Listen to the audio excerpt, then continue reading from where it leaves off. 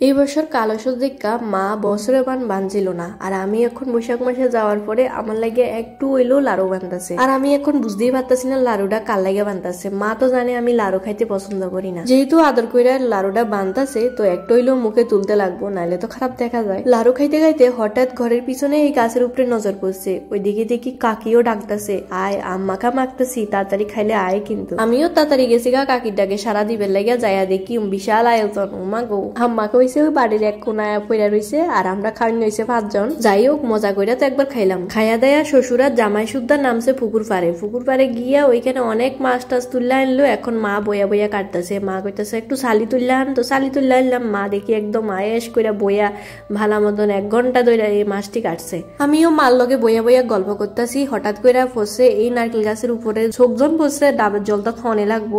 এরপরে মারে কইতাছি, মা ডাবের জল খাওয়াইতা না এবার, দাঁড়া তোর বাপের কইতাছি। এরপর আবার কিতা, এরপর দিনে বাবু অনেকটি ডাব আছে খাইবার লাগিয়া। আর খাইয়া সারা যে একটা শান্তি পাইলাম। মা কোন সময় মাছ কাটটা সারবো, আর তাইন বাবু কোন সময় আতরি বুতরি খাইবো, তার লেগে বইয়া রইছে একদম।